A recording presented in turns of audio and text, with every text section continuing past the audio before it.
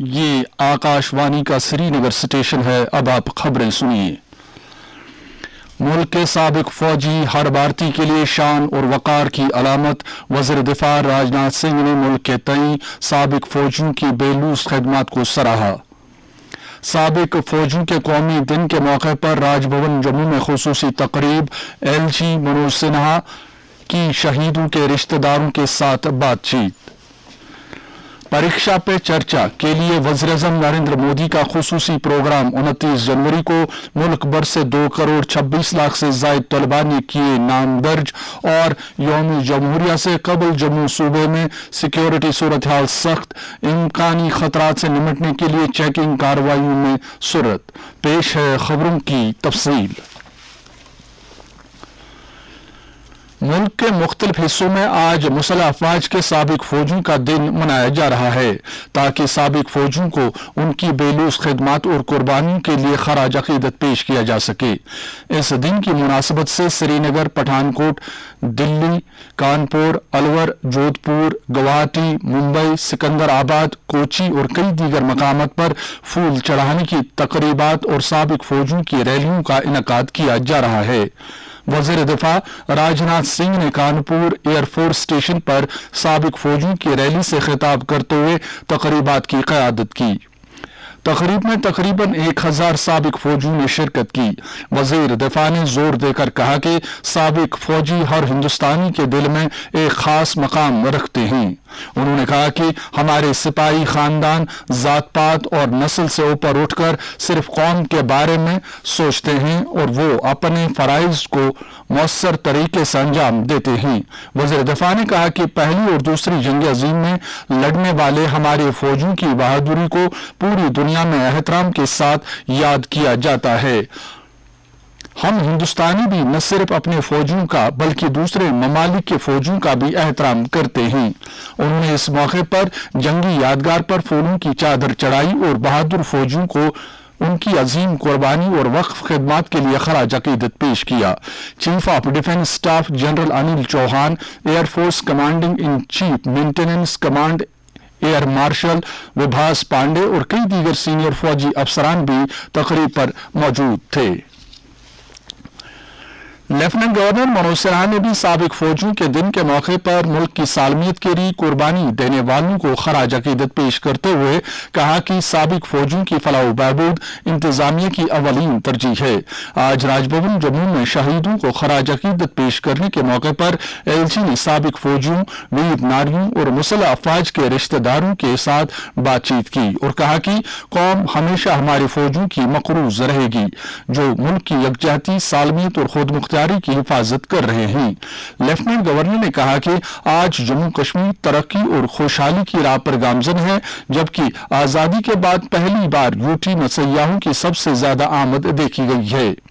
انہوں نے کہا کہ یوٹی میں امن کو درہم برہم کرنے کی پڑوسی ملک کی کوششوں کو ناکام بنانے کے لیے پولیس، فوج اور سینٹرل آرمڈ پولیس فورس تال میل سے کام کر رہے ہیں، جس کی وجہ سے ملیٹنسی اپنی آخری سانسیں لے رہی ہے۔ انہوں نے لوگوں سے اپیل کی کہ وہ سابق فوجیوں اور ویر ناریوں کی فلاح و بہبود کے لیے دل کھول کر اپنا حصہ ڈالیں۔ انہوں نے کشمیر اور جموں کے دونوں خطوں میں سینک کالونیوں کے لیے زمین کی دستیابی کے معاملے میں انتظامیہ کی طرف سے ہر ممکن تعاون کا یقین دلایا اور کہا کہ ہم اپنی فوج کے بہادروں کے احترام کے طور پر ایکس گریشیا میں اضافہ کرنے کے لیے پرعزم ہیں۔ لیفٹیننٹ گورنر نے اس موقع پر ویر ناریوں کو بھی اعزاز سے نوازا۔ شمالی فوج کے کمانڈر لیفٹیننٹ جنرل اپیندر دویدی نے آج سری نگر میں ایک تقریب کے دوران ان سابق فوجیوں کو خراج عقیدت ادا کیا جنہوں نے قوم کی خدمت میں اپنی جانوں کا نذرانہ پیش کیا۔ یہ تقریب سری نگر میں Jammu Kashmir light infantry regimental centre میں منعقد ہوئی۔ اس تقریب میں سابق فوجیوں اور ویر ناریوں کی خاصی تعداد نے شرکت کی۔ 2 کروڑ 26 لاکھ سے زیادہ طلباء نے وزیراعظم کے پریکشا پہ چرچا کے 7ویں پروگرام کے لیے اپنا اندراج کرایا ہے جو اس مہینے کی 29 تاریخ کو ہوگا۔ یہ اب تک کی سب سے بڑی تعداد ہے۔ اس میں طلباء، والدین اور ٹیچر وزیراعظم کے ساتھ امتحانات سے متعلق تناؤ اور اسکول کے بعد کی زندگی جیسے موضوعات پر گفتگو کرتے ہیں۔ تعلیم کی وزارت نے 6ٹھی کلاس سے لے کر 12ویں کلاس تک کے طلبہ، ٹیچر اور والدین سے مائی GOV پورٹل پر ایک مقابلے کے ذریعے پریکشا پہ چرچا میں شرکت کے لیے آن لائن درخواستیں طلب کی تھیں۔ وزارت کے مطابق مائی GOV پورٹل پر سوالوں کی بنیاد پر 2050 شرکاء کا انتخاب کیا جائے گا اور انہیں ایک خصوصی پریکشا پہ چرچا کٹ دی جائے گی جو ہندی اور انگریزی میں وزیر اعظم کی تحریر کردہ کتاب ایگزام وارئرز اور ایک سرٹیفکیٹ پر مشتمل ہوگی۔ وزارت نے کہا ہے کہ اس سال اس منفرد پروگرام کے ذریعے 4000 سے زیادہ شرکاء وزیر اعظم کے ساتھ گفتگو کریں گے۔ اس نے یہ بھی کہا ہے کہ یہ پروگرام اس سال دلی کے بھارت منڈپم میں ہوگا۔ تجارت کے وزیر پیوش گوئل نے کہا ہے کہ حکومت گیہوں، چاول، چینی اور پیاز کی برآمدات پر عائد پابندیوں کو ہٹانے کی کسی تجویز پر غور نہیں کر رہی ہے۔ وہ کل نئی دلی میں صحافیوں سے گفتگو کر رہے تھے۔ وزیر موصوف نے کہا کہ گندم درآمد کرنے کا کوئی منصوبہ یا ضرورت نہیں ہے۔ ان کا یہ بیان ایسے وقت میں سامنے آیا ہے جب حکومت نے گھریلو بازار میں ضروری اشیاء کی قیمتوں کو قابو میں رکھنے کے لیے مذکورہ اشیاء کی برآمدات پر پابندی عائد کر رکھی ہے۔ تاہم وزیر موصوف نے کہا کہ حکومت دوست ملکوں کو ان کی خوراک کو یقینی فراہمی کی ضرورتوں کو پورا کرنے اور انڈونیشیا، سینیگل اور گیمبیا جیسے ممالک کو چاول برآمد کرنے میں مدد فراہم کر رہی ہے۔ بھارت نے مئی 2022 میں گیہوں کی برآمدات پر پابندی عائد کر دی تھی۔ اسی طرح جولائی 2023 سے باسمتی چاول کی برآمدات پر پابندی عائد ہے، جبکہ اکتوبر 2023 کے بعد بھی چینی کی برآمدات پر پابندی ہے۔ یوم جمہوریہ سے قبل پورے جموں ڈویژن میں سیکورٹی بڑھا دی گئی ہے اور موٹر گاڑیوں کی جانچ پڑتال تیز کر دی گئی ہے۔ جمعے کے روز پونچھ ضلع میں فوج کی گاڑیوں کے قافلے پر مشتبہ ملیٹنٹوں کے حملے کے تناظر میں ایسا کیا گیا ہے۔ جمعے کی شام کو کرشنا گھاٹی علاقے میں ملیٹنٹوں نے مقامی فوجی یونٹ کے کمانڈنگ آفیسر کے قافلے پر فائرنگ کی تھی۔ اس کے بعد سے تلاشی کی بڑی کارروائی جاری ہے۔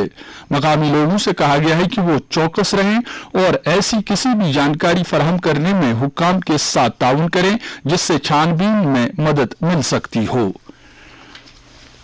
پونچھ سے تعلق رکھنے والی بھارتی دیویانگ کرکٹ ٹیم کے کپتان شیخ سعید شاہ عزیز نے آج راج بھون میں لیفٹیننٹ گورنر منوج سنہا سے ملاقات کی۔ ان کے ساتھ Divyang cricket control board of India کی CEO غزل خان بھی تھیں۔ لیفٹیننٹ گورنر نے قومی اور بین الاقوامی کھیلوں کے میدانوں میں شاندار کامیابیوں پر شیخ سعید عزیز کو مبارکباد دی۔ انہوں نے اس سال فروری کے مہینے میں جموں میں ہونے والی آئندہ ہندوستان بمقابلہ سری لنکا بین الاقوامی ویل چیئر کرکٹ سیریز کے لیے ایک پروموشنل ویڈیو بھی جاری کیا۔ وزیر اعظم نریندر مودی کل ویڈیو کانفرنسنگ کے ذریعے پردھان منتری آواس یوجنا گرامین کے 1 لاکھ استفادہ کنندگان کو پردھان منتری جن جاتی آدیواسی نیا مہا ابھیان کے تحت پہلی قسط جاری کریں گے۔ وادی کے دیگر اضلاع کی طرح جنوبی کشمیر کے ضلع پلوامہ میں بھی منشیات کا پھیلاؤ عوامی حلقوں کے لیے فکر و تشویش کا باعث بنا ہوا ہے۔ ہرچند کی اس بدعت کے خاتمے کے لیے سرکار کے ساتھ ساتھ عوامی سطح کی کوششیں جاری ہیں، لیکن اس کے باوجود ابھی اس سلسلے میں بہت کچھ کرنے کی ضرورت ہے۔